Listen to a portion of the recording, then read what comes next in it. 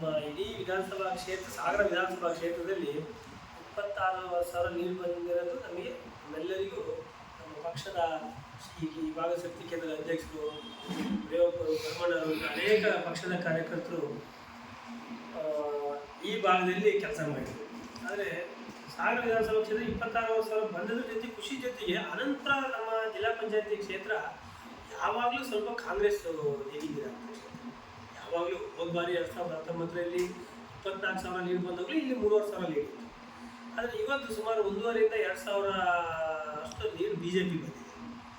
ಅದಕ್ಕೋಸ್ಕರ ಸಾಗರ ವಿಧಾನಸಭಾ ಕ್ಷೇತ್ರದ ಮತದಾರಿ ನಾವು ಅಭಿನಂದಿಸುವ ಜೊತೆಗೆ ವಿಶೇಷವಾಗಿ ನಾವು ಅನಂತಪುರ ಜಿಲ್ಲಾ ಪಂಚಾಯತಿ ಕ್ಷೇತ್ರದ ಮತದಾರಿಗೆ ನಾವು ನೂತನವಾಗಿ ಆಯ್ಕೆಯಾದಂಥ ಸಂಸದರ ಪರವಾಗಿ ನಮ್ಮ ಶಕ್ತಿ ಕೇಂದ್ರದ ಪರವಾಗಿ ಮಾಜಿ ಸಚಿವರ ಹಾಲಪ್ಪರ ಪರವಾಗಿ ಪಕ್ಷದ ಪರವಾಗಿ ನಾವು ಅವರಿಗೆ ಅಭಿನಂದಿಸುತ್ತೇವೆ. ಇನ್ನೊಂದು ಕಡೆ ಬರೋಕ್ಕೆ ಕಾರಣ ಏನಪ್ಪ ಅಂದರೆ ಇವತ್ತಿನ ಈಗಿನ ಶಾಸಕರ ದುರಾಡಳಿತ, ಭ್ರಷ್ಟಾಚಾರ, ಆಮೇಲೆ ದಬ್ಬಾಳಿಕೆ ಹಲವಾರು ಕಾರಣಗಳಿಂದ ಜನ ಬೇಸತ್ತಿ ಇವತ್ತು ಸಾಗರ ವಿಧಾನಸಭಾ ಕ್ಷೇತ್ರ 26 ವರ್ಷಗಳಲ್ಲಿ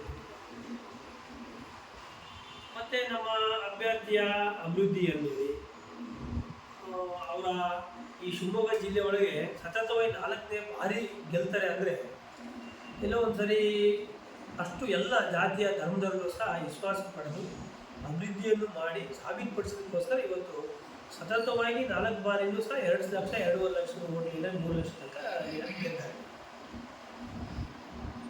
ಆ ನಿಟ್ಟಿನಲ್ಲಿ ಇವತ್ತು ಮತದಾರರು ಒಂದು ಮತದಾರರ ಸೆಳೆಯಲ್ಲಿ ಇವತ್ತು ನಮ್ಮ ಅಭ್ಯರ್ಥಿ ಯಶಸ್ವಿ ಆಗಿದ್ದಾರೆ. BJP ಪಕ್ಷವೂ ಸಹ ಯಶಸ್ವಿ ಆಗಿದೆ. ಈಗ ನಾನು ನಿನ್ನೆ ಒಂದು ನಮ್ಮ ಈ ಕ್ಷೇತ್ರದ ಶಾಸಕರು ಒಂದು ನನಗೆ ಸ್ಟೇಟ್ಮೆಂಟ್ ನೋಡಿದ್ರು.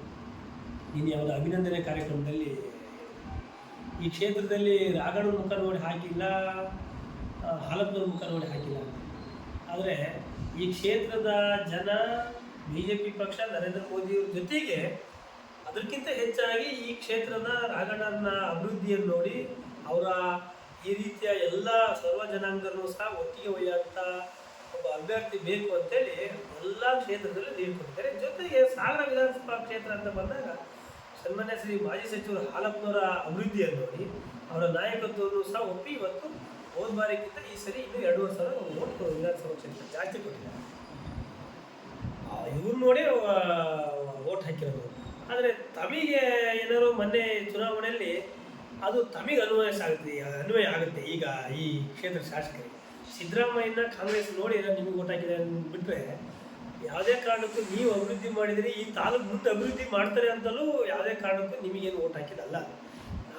ನಾವು ಬ್ರಹ್ಮಣ್ಣ ಇರ್ತಾರಲ್ಲ, ಸಾಕಷ್ಟು ಕಾವಡ್ ತಿಮ್ಮಪ್ಪನವರು ಜೊತೆಗೆ ಪಾರ್ಟಿ ಸಂಘಟನೆ ಮಾಡಿಟ್ಟಿದ್ವು, ಪಕ್ಷ ಕಟ್ಟಿ ಬೆಳೆಸಿಟ್ಟಿದ್ವು. ರಾಜನಂದಿನಿ ಜಯಂತವರು, ಆಕ್ರೆ ಮಲ್ಲಿಕಾರ್ಜುನ ಅವರು, ಈ ರೀತಿಯ ಅನೇಕ ಮುಖಂಡರುಗಳೆಲ್ಲ ಪಾರ್ಟಿ ಕಟ್ಟಿ ಸಂಘಟನೆ ಮಾಡಿಟ್ಟಿದ್ವು. ಆ ಇದರಲ್ಲಿ ತಾವು 16,000 ಓಟ್ಲಿನಲ್ಲಿ ಗೆದ್ದರೆ ಅಷ್ಟೇ.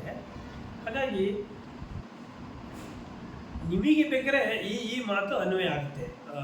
ನಿಮ್ಮ ಮುಖ ನೋಡಿ ಹಾಕಿರೋದು ಇಲ್ಲಿ BJP ಒಳಗೆ ಸನ್ಮಾನ್ಯ ಹಾಲಪ್ಪನವರ ನಾಯಕತ್ವ, ರಾಘಣ್ಣರ ವ್ಯಕ್ತಿತ್ವ, ಅಭಿವೃದ್ಧಿ ನೋಡಿ ಮೋದಿ ಅವರು ಮತ್ತು BJP ಪಕ್ಷವನ್ನು ನೋಡಿ ಹಾಕಿ ಅತಿ ಹೆಚ್ಚಿನ ಗೆಲ್ಲಿಸಿದ್ದಾರೆ.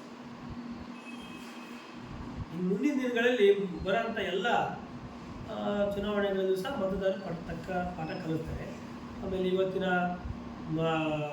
ಮಳಲಾರೆಯಲ್ಲಿ ತೊಂದರೆ ಕೊಡುವಂಥದ್ದು, ಅಧಿಕಾರಿಗಳಿಗೆ ಕಿರುಕುಳ ಕೊಡ್ತಾರೆ ತಾವು, ಆಮೇಲೆ ಮಣ್ಣರಿಗೆ, ಕಲ್ಲರಿಗೆ, ಈ ರೀತಿಯ ಈ ಸಾಗರ ವಿಧಾನಸಭಾ ಕ್ಷೇತ್ರದಲ್ಲಿ ಅತಿ ಹೆಚ್ಚಿನ ಕಿರುಕುಳ ಆಗಿದೆ ಶಿವಮೊಗ್ಗ ಜಿಲ್ಲೆಯೊಳಗೆ.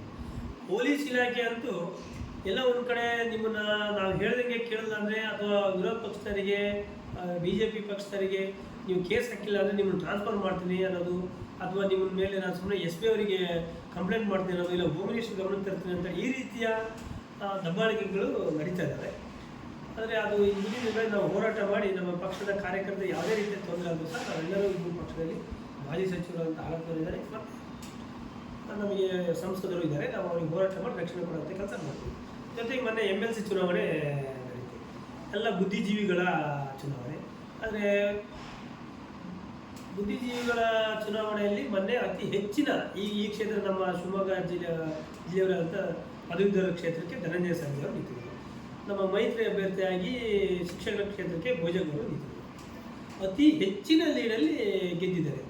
ಹಾಗಾಗಿ ಎಲ್ಲೋ ಒಂದು ಕಡೆ ಈ ಕಾಂಗ್ರೆಸ್ ಪಕ್ಷದ ಸರ್ಕಾರ ದುರಂಕಾರ, ಭ್ರಷ್ಟಾಚಾರ, ದಬ್ಬಾಳಿಕೆ ಇವುಗಳೆಲ್ಲರೂ ಸಹ ಜನ ನೋಡಿ ರೋಷ ಹೋಗಿದ್ದಾರೆ. ಆ ಕಾರಣಕ್ಕೋಸ್ಕರ ಇವತ್ತು ನಮ್ಮ BJP ಪಕ್ಷಕ್ಕೆ ಅತಿ ಹೆಚ್ಚಿನ ಬೆಂಬಲವನ್ನು ಕೊಟ್ಟಿದ್ದಾರೆ.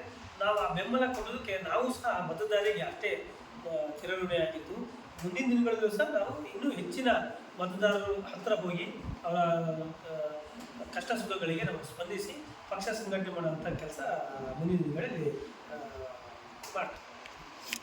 ಗೆದ್ದಂಥ ನಮ್ಮ ಜಿಲ್ಲೆಯ ಸಂಸದರು ರಾಘಣ್ಣವರಿಗೆ ಎಲ್ಲರ ನಿರೀಕ್ಷೆ ಏನಿತ್ತು ಅಂದರೆ ಈ ಸರಿ ಕೇಂದ್ರದಲ್ಲಿ ಮಂತ್ರಿ ಆಗ್ತಾರೆ ಅಂತ. ಆದರೆ ಎಲ್ಲೋ ಒಂದು ಕಡೆ ನಮ್ಮ ಪಕ್ಷ ಸ್ಪಷ್ಟವಾಗಿ ಬಹುಮತ ಬರೋದೇ NDA ಮೈತ್ರಿಕೂಟ ಆಗಿರೋದ್ರಿಂದ ಎಲ್ಲೋ ಒಂದು ಕಡೆ ಈ ಬಾರಿ ಮಂತ್ರಿಗಿರಿಗೆ ಅವಕಾಶ ಸಿಕ್ಕಿಲ್ಲ ಅನಿಸುತ್ತೆ. ಆದರೆ ಮುಂದಿನ ದಿನಗಳೆಲ್ಲರೂ ಸಹ ನಮಗೆ ರಾಘಣ್ಣವರಿಗೆ BJPಯ ಪಕ್ಷದ ಹೈಕಮಾಂಡ್ ಅವರು ಮುಂದಿನ ದಿನಗಳಲ್ಲಿ ಅವರಿಗೆ ಮಂತ್ರಿ ಮಾಡಲೇಬೇಕು. ಯಾಕಂದರೆ ಸತತ ಬಾರಿ ಅದು ಶಿವಮೊಗ್ಗ ಜಿಲ್ಲೆಯೊಳಗೆ ಕರ್ನಾಟಕದಲ್ಲಿ ರಾಜಕೀಯ ಶಕ್ತಿ ಕೇಂದ್ರ ಅಂದರೆ ಅದು ಶಿವಮೊಗ್ಗ ಜಿಲ್ಲೆ. ಇಂಥ ಒಂದು ಶಕ್ತಿ ಕೇಂದ್ರದಲ್ಲಿ ಪ್ರತಿ ಬಾರಿಯೂ 2-3 ಲಕ್ಷ ಓಟ್ ಲೀಡಲ್ಲಿ ಗೆಲ್ತಾ ಬಂದರೆ ಅಂದಾಗ ಅವರ ಸಂಘಟನೆ ಮತ್ತು ಅವರ ಅಭಿವೃದ್ಧಿ. ಹಾಗಾಗಿ ಈ ನಿಟ್ಟಿನಲ್ಲಿ ಪಕ್ಷದ ಹಿತದೃಷ್ಟಿಯಿಂದ ಮತ್ತು ಈ ಜಿಲ್ಲೆಯ ಮತದಾರರು ಅವ್ರ ಬಗ್ಗೆ ಇಟ್ಟಿರೋಂಥ ಒಂದು ಅಭಿಮಾನದಿಂದ ಪಕ್ಷದವರು ಅವರಿಗೆ ಮುಂದಿನ ದಿನಗಳೆಲ್ಲರೂ ಸಹ ಮಂತ್ರಿ ಸ್ಥಾನಕ್ಕೆ ಪರಿಗಣಿಸಬೇಕು ಅಂತ ನಮ್ಮೆಲ್ಲರ ಒತ್ತಾಯ.